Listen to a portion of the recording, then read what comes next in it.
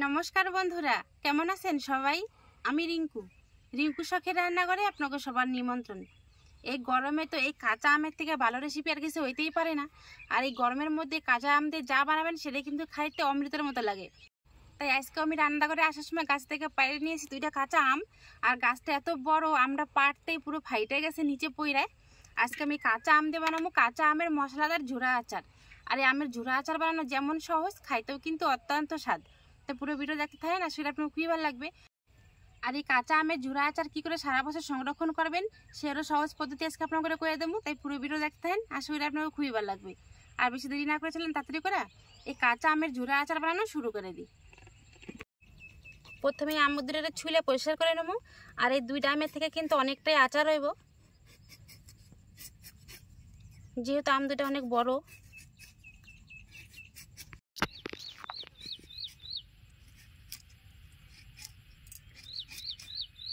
কি পরিমাণে ফাটছে দেন উপর থেকে পইরা।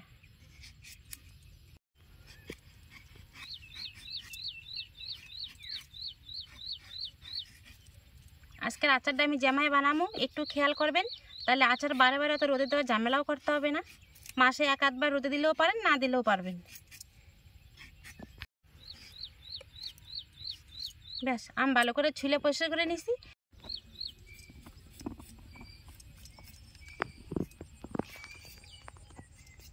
এই মশলাদার কাঁচা আমের ঝুরা আচারে আমার আদা লাগবে, তাই কিছুটা পরিমাণে আদা আমি আগে থেকে ছুলে নেওয়া ধরছি। এবারে আম আর আদা একসাথে ভালো করে ধুয়ে নেবো।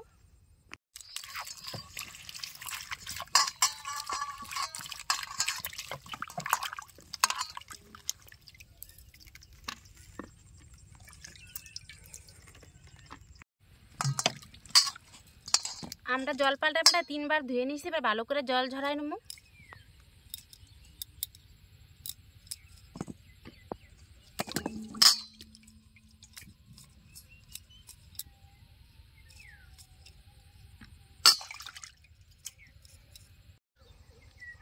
আম ঝুরি করে কুচাই নেওয়ার নিয়ে আমি একটা কুচানি মেশিন নিছি।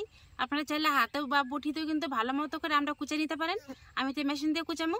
এবার দেখেন কেমন কুচিটা হয়।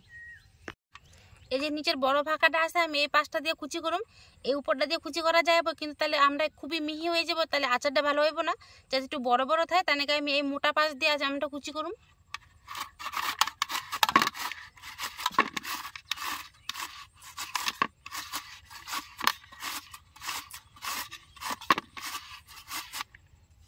এই দেখেন আমগুলো এরম করে কুচি হওয়া ধরছে, বেশ লম্বা লম্বা হওয়া ধরছে।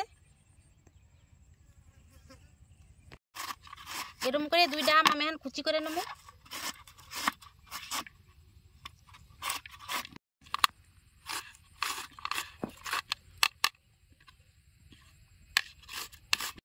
আম কুচানোর সময় একটা জিনিস খেয়াল করবেন, এরকম করে 2 দিক থেকে না, খালি এরকম একদিকে ঘষবেন, তাহলে দেখবেন আমগুলো এরকম বড় বড় হয়ে কুচি হইব। এই দেখেন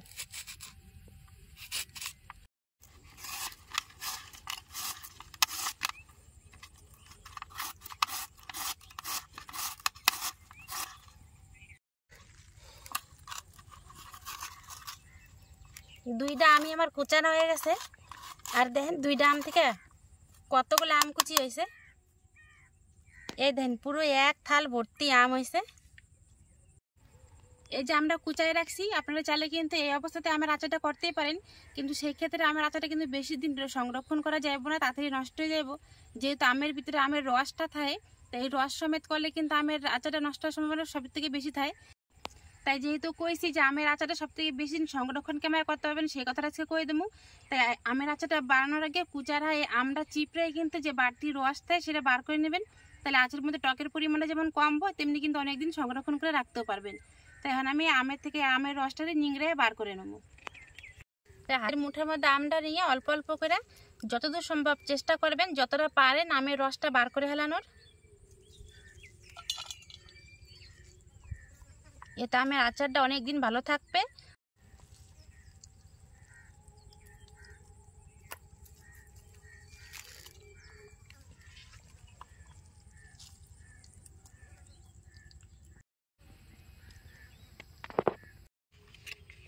দেন সম্পূর্ণ আমের কুচিটা চিপড়ানোর পরে কতখানি আমের থেকে জল বেরাইছে বা আমের রস বেরাইছে। এই পরিমাণে রস যদি আমের আচারে মিশে থাকতো, আমের আচার কিন্তু এমনিতেই 2 দিনে নষ্ট হয়ে যেত।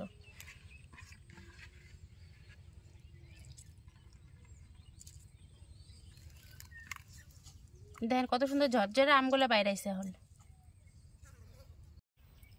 এবার যে আদাটুক ছুলে রাখছিলাম, সে আদাটুকরে এই যে কুচি মেশিনের এই ছোট পাঁচ দিয়ে কুচাই দেবো। যখন আচারের সাথে আদাটা মুহে পড়বে তখন কিন্তু খাইতে দারুণ লাগবে।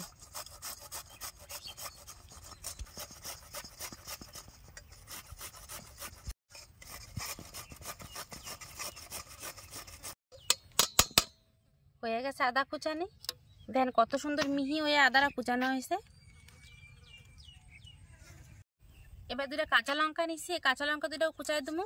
আর এই লঙ্কাটা কিন্তু প্রচণ্ড ঝাল, তার নাকি আমি 2টা মাত্র নিছি।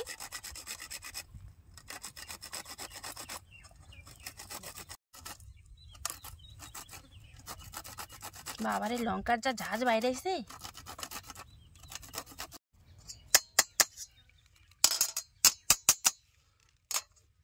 আম আদা কাঁচা লঙ্কা কুচানো হয়ে গেছে। এবার উনান জ্বালায় কড়াই চাপাই দেবো। উনান জ্বালায় কড়াই চাপাই দিছি। আর কড়াইতে দিয়ে দেবো সর্ষের তেল।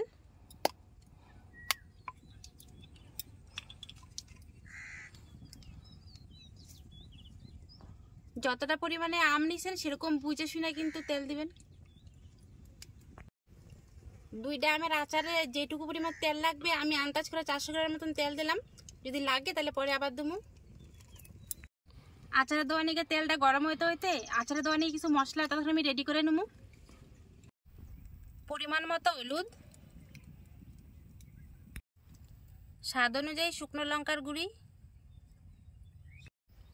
পরিমাণ মতো জিরার গুঁড়ি, 1 চামচ দেবো ধনিয়ার গুঁড়ি, সামান্য একটু করে নুন।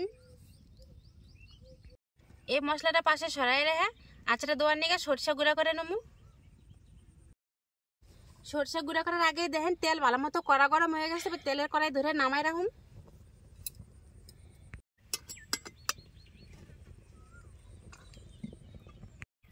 যে চামচ মেপে বাকি মশলাগুলো দিয়েছি সেই চামচেরই 1 চামচ সাদা কালার সরষে দিয়ে দিলাম। আর এই সরষের মধ্যে আবারও সামান্য একটুখানি নুন দিয়ে দেবো। তারপর শুকনো পাটায় একটু গুঁড়া করে নেব।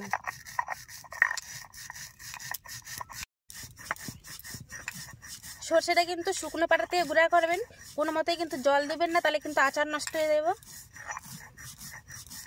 তারপরে সরষেটা আমের মধ্যে দিয়ে দেবো।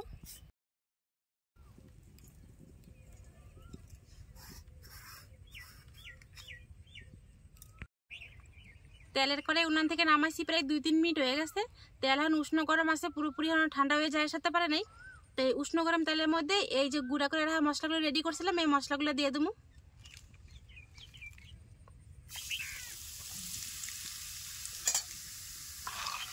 তেলটা এমন উষ্ণতায় দিবেন মশলাগুলো যেন মশলাটা পুড়ে না যায়, অথচ যেন মশলা ভালো মতো ভাজা হয়ে যায়। এবারে উষ্ণ উষ্ণ গরম তেলটা আমি আমের মধ্যে দিয়ে দেবো।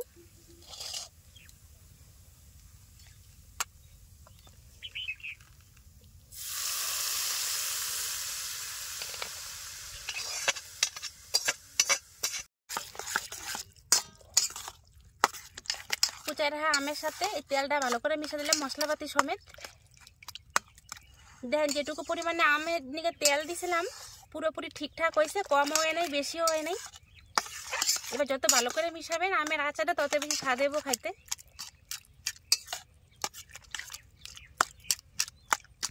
এবার আচারে দিয়ে দেবো অল্প করে বিট নুন।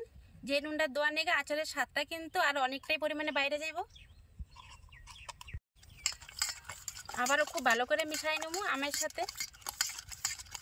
দেখেন আম কতখানি ছিল, গরম উষ্ণ গরম তেল দেওয়াতে কিন্তু আমগুলো বেশ সুন্দর একটু নরম হয়ে গেছে।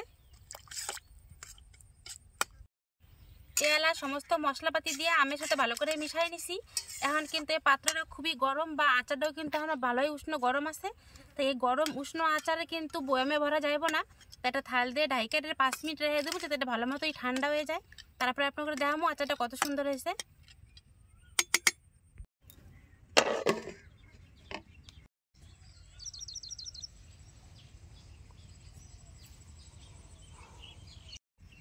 5-7 মিনিট হয়ে গেছে।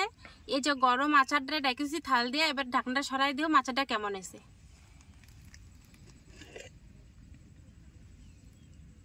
দেখেন 5 মিনিট পরে আচারের রংটা আরো কত গাঢ় হয়েছে।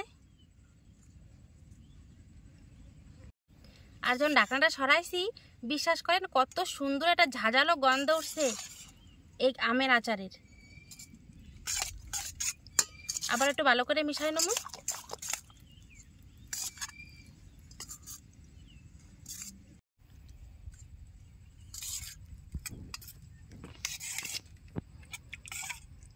এই কাঁচা আমের মশলাদার ঝুরা আচার আমার এখন রেডি হয়ে গেছে। আর এই আচারটা আমি এখন বয়ামে তুলে রাখুন, কিন্তু বয়ামে ভরার আগে অবশ্যই কিন্তু একবার নুন ঝালটা যাচাই করে নেবেন। যেহেতু আচারটা পরে আর গাটা যাইব না বেশি, তাই একচোটে কিন্তু নুন ঝালটা যাচাই করে নেওয়া খুবই দরকার। আমিও নুন ঝাল যাচাই করে নিছি, পুরো ঠিক আছে, আর কোনো দরকার নাই দেওয়ার। এবার বয়ামের মধ্যে ভরে নেব। এই আমের আচার সারা বছর ধরে সংরক্ষণ করে রাখার একটা ছোট্ট টিপস আপনাকে দিয়ে দিই। যে পাত্রে আচারটা রাখবেন চেষ্টা করবেন সেই পাত্র যেন কাচের হয়, পরিষ্কার হয়, যেন পাত্রের মধ্যে কোনো রকম জল না থাকে। আগে থেকে ধুয়ে শুকনো করে রাখবেন। আর যদি সারা বছর নিয়ে রাখতে চান তাহলে অবশ্যই ছোট ছোট কৌটার মধ্যে আচারটা রাখবেন, যাতে একটা আচারের কৌটা বারবার না ঘাটা ছাড়া হয়, তাহলে কিন্তু আচার বেশি ভালো থাকবে। তাই যে পরিমাণে আচার আছে আমার তো বেশি দিন যাইবো না, তাই আমি একটা কাচের জগ নিছি। এই কাচের জগের মধ্যে আমি আচারটা সংরক্ষণ করুন। হয়তো আমার 1 সপ্তাহ কি 10 দিন যাইবো, তার মধ্যে কিন্তু শেষ হয়ে যাইবো। আর বেশি করে বানালে তো অবশ্যই সারা বছর রাখা যাইবই, কিন্তু আমার বাড়িতে অনেক লোক, তাই যেটুকু পরিমাণে বানাইছি 10 দিনের বেশি আর যাইবো না। এবার আমি কাচের বয়ামের মধ্যে বা কাচের জগের মধ্যে আচারটা রেখে দেবো।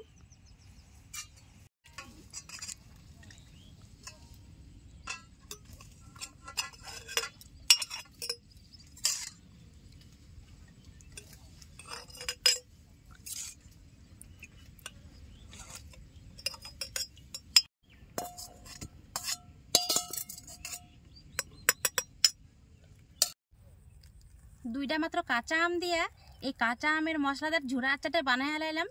দেখতে যেমন লোভনীয় হয়েছে, তেমনই কিন্তু সুগন্ধ ঝাঁঝালাটাও বেরিয়েছে। আর এরকম করে কাঁচা আমের আচার বানিয়ে আপনারা সারা বছর সংরক্ষণ করতে পারবেন, অথচ রোদে দেওয়ার কোনো ঝামেলাই থাকবে না।